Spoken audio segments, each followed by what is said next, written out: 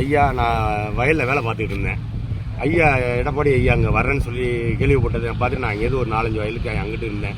ஐயா பார்த்தோன்னே அங்கேருந்து வந்து இங்கே கோரிக்கை சொல்லணுன்ட்டு அங்கேருந்து பதிலடிச்சு வந்தேங்க. வந்து நான் சொன்னேன் இந்த மாதிரி இந்த நெல் காரிலலாம் காட்டினேன்.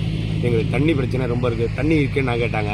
நாங்கள் இன்ஜினை வச்சு இறைச்சோம். ஐயா இறைச்சி தண்ணி இந்த ஒரு வயலுக்கு வந்து பாஞ்சிச்சு தண்ணியே இல்லை, ஆற்றுல சுத்தமாக தண்ணி இல்லை, ஏன் தண்ணி இருக்குன்னு கேட்டாங்க. ஐயா இல்லை ஐயா நாங்கள் இன்ஜினை வச்சு இறைச்சோம், அந்த தண்ணி வந்து எங்களுக்கு சேரலை, மறுபடியும் உடனே ஆற்றுல தண்ணி நின்று போச்சு, எங்களுக்கு தண்ணி திறக்கும் மாதிரி ஐயாட்ட கேட்டுருக்கோம். நான் கோரிக்கை விட்டு உங்களுக்கு தண்ணி விட்றேன்னு சொல்லியிருக்காங்க. ஐயா ஸ்டெப் எடுத்து எங்களுக்கு ஒரு 25 நாள் தண்ணி வந்துச்சுன்னா எங்கள் பயிர்த்தெல்லாம் காவந்து பண்ணிடுவோம். ஐயா இங்கே பாருங்க ஐயா, எல்லாம் கருதெல்லாம் பாலாக போச்சு ஐயா. நாங்கள் கிட்டத்தட்ட ஒரு ஏக்கருக்கு ஒரு 25,000 35 ரூபா செலவு பண்ணி இதுவரையும் காப்பாற்றி கொண்டு வந்திருக்கோம். எல்லாம் மாசமாக இருக்கிற பயிர் ஐயா, எல்லாம் அதாவது வயிற்று பிள்ளையில் இருக்குது. இதை நாங்கள் காவந்து பண்ணணும். தண்ணி வந்தால் தான் எங்களால் வாழ்வாதாரத்தை உயர்த்த முடியும், இல்லைன்னா நாங்கள் இதோடு அழிஞ்சு போயிடுவோம் ஐயா. எங்களுக்கு இங்கே ஒரு 8 கிராமம் இருக்குது ஐயா. 8 கிராமத்துக்கு ஒரு அணைக்கட்டு ஒன்று போட்டு, இந்த ஷெட்ரு ஒன்று போட்டு கொடுத்துருக்காங்க. மேற்கு இதுக்கு மேலே 2 ஷெட்ரு போட்டிருக்காங்க.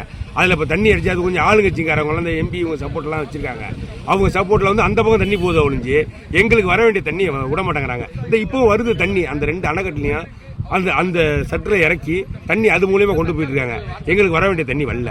இதை வந்து ஐயாட்ட சொல்லியிருக்கோம், எடுத்து சொல்லி எங்களுக்கு சட்டு போட்டு கொடுத்தாங்கன்னா நாங்களும் எங்களுக்கு தண்ணியை வந்து நாங்கள் நிப்பாட்டிட்டோம்னாக்க தண்ணி கிழக்கு தேவையில்லைனா எங்களுக்கு போதுமான தண்ணி நிப்பாட்டிக்குவோம்.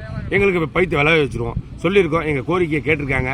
ஐயா மேலே வந்து பேசி எங்களுக்கு வாங்கி கொடுப்பாங்கன்னு ஒரு நம்பிக்கை இருக்கும். உங்கள் பேர்?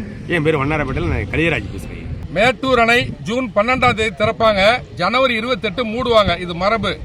மூடினாலும் ஒவ்வொரு ஆண்டு சில நேரங்களில் 10 நாள் 1 வாரம் தண்ணி திறந்து விட்டுருக்காங்க. இந்த ஆட்சியில் நாங்கள் கோரிக்கை வச்சு கேட்காதனால திங்கக்கிழமை சாலை மறியல் பண்ணோம். இதே இடத்துல சாலை மறியல் பண்ண அரசு எந்த தகவலும் சொல்லலை இதுவரை.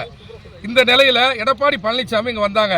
முன்பு ஒரு நாள் நெல் வந்து தேக்கம் ஏற்பட்ட கொள்முதல்ல நெல் தேங்கினால தான் நாங்கள் இந்த பயிர் 2வது தாளடி நடவு பயிர் தாமதமாச்சு. அன்னைக்கு நெல் போடுறதுக்கு எடப்பாடி பழனிசாமி வந்து சொன்னதுக்கு அப்புறம் தான் நெல் பிடிச்சாங்க. இப்பயும் எங்களுக்கு மேட்டூர் அணை திறக்கிறதுக்கு 20 நாள் தண்ணி தேவை. எங்களுடைய தாளடி நெல் பயிர்கள்லாம் பதறாயிட்டு இருக்கு. நாங்க நகையெல்லாம் அடகு வச்சு இந்த விவசாயம் பண்ணியிருக்கோம்.